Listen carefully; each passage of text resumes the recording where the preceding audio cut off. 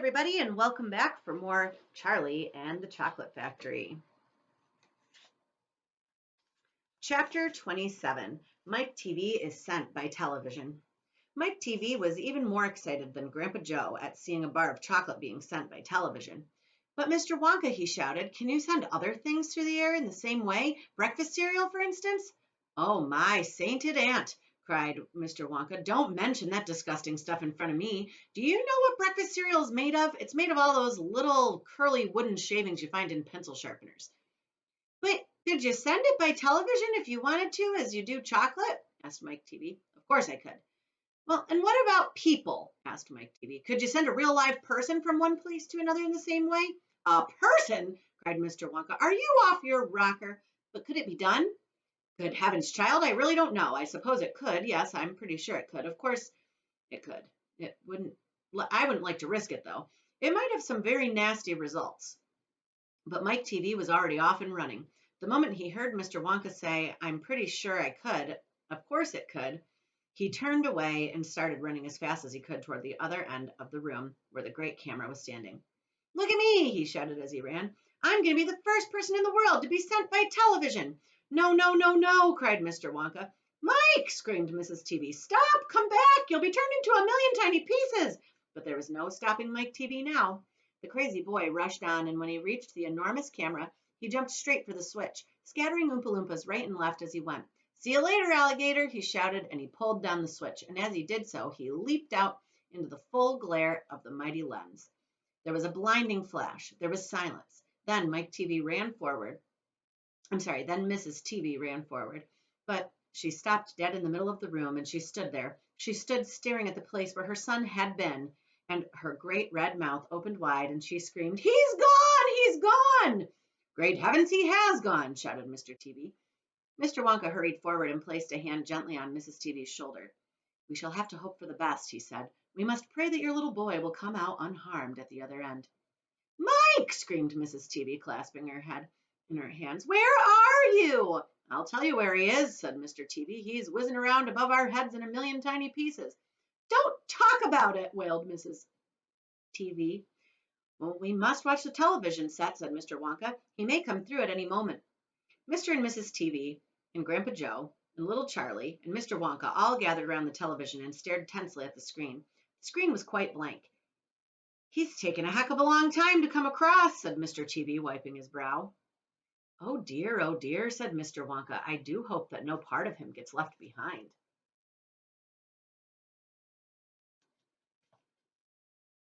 What on earth do you mean? Asked Mr. TV sharply. I don't wish to alarm you, said Mr. Wonka, but it does sometimes happen that only about half the little pieces find their way into the television set. It happened last week. I don't know why, but the result was that only half a bar of chocolate came through. Mrs. TV let out a scream of horror. Oh, you mean only half of Mike is going to come back to us? She cried. Let's hope it's the top half, said Mr. TV. Hold everything, said Mr. Wonka. Watch the screen. Something's happening. The screen had suddenly begun to flicker. Then some wavy lines appeared. Mr. Wonka adjusted one of the knobs, and the wavy lines went away. And now, very slowly, the screen began to get brighter and brighter. Here he comes, yelled Mr. Wonka. Yes, that's him, all right. Is he all in one piece? Cried Mrs. TV. I'm not sure, said Mr. Wonka. It's too early to tell. Faintly at first, but becoming clearer and clearer every second, the picture of Mike TV appeared on the screen. He was standing up and waving at the audience and grinning from ear to ear. But he's a midget, shouted Mr. TV. Mike, cried Mrs. TV, are you all right? Are there any bits of you missing? Isn't he going to get any bigger? Shouted Mr. TV. Talk to me, Mike, cried Mrs. TV. Say something. Tell me you're all right. A tiny little voice, no louder than the squeaking of a mouse, came out of the television set. Hi, Mom, it said. Hi, Pop, look at me. I'm the first person ever to be sent by television. Grab him, ordered Mr. Wonka. Quick! Mrs. TV shot out a hand and picked the tiny figure of Mike TV out of the screen. Hooray, cried Mr. Wonka. He's all in one piece. He's completely unharmed. You call that unharmed? Snapped Mrs. TV, peering at the little speck of a boy who was now running to and fro across the palm of her hand, waving his pistols in the air. He was certainly not more than an inch tall. He's shrunk, said Mr. TV. Of course he's shrunk, said Mr. Wonka. What did you expect? This is terrible, wailed Mrs. TV. What are we going to do? And Mr. TV said, "We can't send him back to school like this. He'll get trod upon. He'll get squashed." "Well, he won't be able to do anything," cried Mrs. TV. Oh, yes, I will," squeaked the tiny little voice of Mike TV. "I'll still be able to watch television." "Never again," shouted Mr. TV. "I'm throwing the television set right out the window when we get home. I've had enough of television." When he heard this, Mike TV flew into a terrible tantrum. He started jumping up and down on the palm of his mother's hand, screaming and yelling and trying to bite her fingers. "I want to watch television," he screamed. "I want to watch television. I want to watch television. I want to watch television." "Here, give him to me," said Mr. TV. And he took the tiny boy and shoved him into the pocket of his jacket and stuck a handkerchief on top. Squeals and yells came from inside the pocket, and the pocket shook as the furious little prisoner fought to get out. "Oh, Mr. Wonka," wailed Mrs. TV, "how can we make him grow?" There he is on her hand before he got put away in the pocket. "Well," said Mr. Wonka, stroking his beard and gazing thoughtfully at the ceiling, "I must say that's a wee bit tricky. But small boys are extremely springy and elastic. They stretch like mad. So what we'll put him in a special machine I have for testing the stretchiness of chewing gum. Maybe that will bring him back to what he was." "Oh, thank you," said Mrs. TV. "Don't mention it, dear lady." "How far do you think he'll stretch?" asked Mr. TV. "Maybe miles," said Mr. Wonka. "Who knows? But he's going to be awfully thin. Everything gets thinner when you stretch it." "You mean like chewing gum?" asked Mr. TV. "Exactly." "Well, how thin will he be?" asked Mrs. TV anxiously. "I haven't the foggiest idea," said Mr. Wonka. "And it doesn't really matter anyway, because we'll soon fatten him up again. All we'll have to do is give him a triple overdose of my wonderful super vitamin candy. Super vitamin candy contains huge amounts of vitamin A and vitamin B. It also contains vitamin C, vitamin D, vitamin E, vitamin F, vitamin G, vitamin I, vitamin J, vitamin K, vitamin L, vitamin M, vitamin N, vitamin O, vitamin P, vitamin Q, vitamin R, vitamin T, vitamin U, vitamin V, vitamin W, vitamin X, and vitamin Y, and believe it or not, vitamin Z. The only two vitamins it doesn't have are vitamin S because it makes you sick, and vitamin H because it makes you grow horns at the top of your head like a bull. But it does have in it a very small amount of the rarest and most magical vitamin of them all, vitamin Wonka." "And what will that do to him?" asked Mr. TV anxiously. "It'll make his toes grow out until they're as long as his fingers." "Oh, no," cried Mrs. TV. "Don't be silly," said Mr. Wonka. "It's most useful. He'll be able to play the piano with his feet." "But Mr. Wonka—" "No arguments, please," said Mr. Wonka. He turned away and clicked his fingers 3 times in the air, and an Oompa Loompa appeared immediately and stood beside him.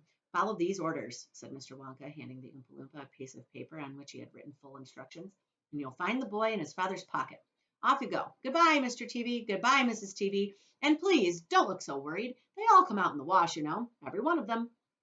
At the end of the room, the Oompa Loompas around the giant camera were already beating their tiny drums and beginning to jog up and down to the rhythm. "There they go again," said Mr. Wonka. "I'm afraid you can't stop them from singing." Little Charlie caught Grandpa Joe's hand, and the two of them stood beside Mr. Wonka in the middle of the long, bright room, listening to the Oompa Loompas, and this is what they sang. "The most important thing we've learned so far as children are concerned is never, never, never let them near your television set. Or better still, just don't install the idiotic thing at all. In almost every house we've been, we've watched them gaping at the screen. They loll and slop and lounge about and stare until their eyes pop out. Last week in someone's place we saw a dozen eyeballs on the floor. They sit and stare and stare and sit until they're hypnotized by it, until they're absolutely drunk with all that shocking, ghastly junk. Oh, yes, we know it keeps them still. They don't climb out on the window sill. They never fight or kick or punch. They leave you free to cook the lunch and wash the dishes in the sink. But did you ever stop to think, to wonder just exactly what this does to your beloved tot?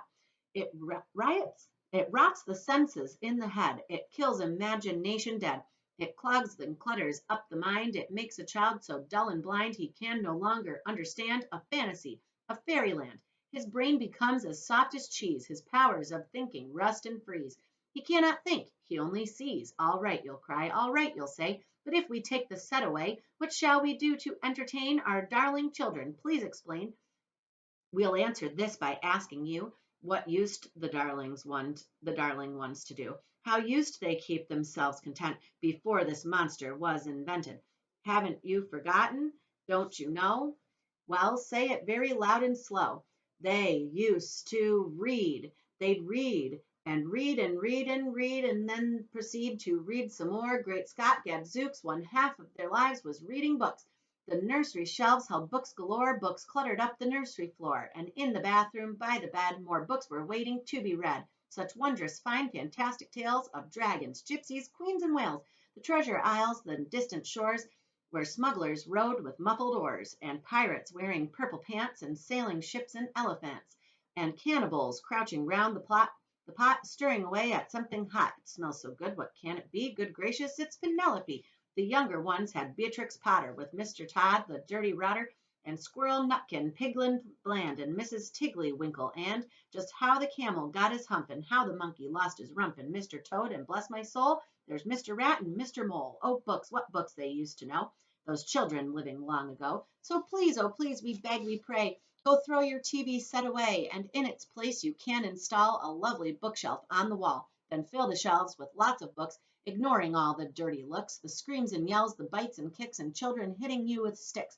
Fear not, because we promise you that in about a week or two of having nothing else to do, they'll now begin to feel the need of having something good to read. And once they start, oh boy, you watch the slowly growing joy that fills their hearts. They'll grow so keen, they'll wonder what they'd ever seen in that ridiculous machine, that nauseating, foul, unclean, repulsive television screen. And later, each and every kid will love you more for what you did. P.S. Regarding Mike TV, we very much regret that we shall simply have to wait and see if we can get him back his height. But if we can't, it serves him right. And there's the Oompa Loompas. The next chapter is called Only Charlie Left, and we'll have to see what that means for Charlie tomorrow.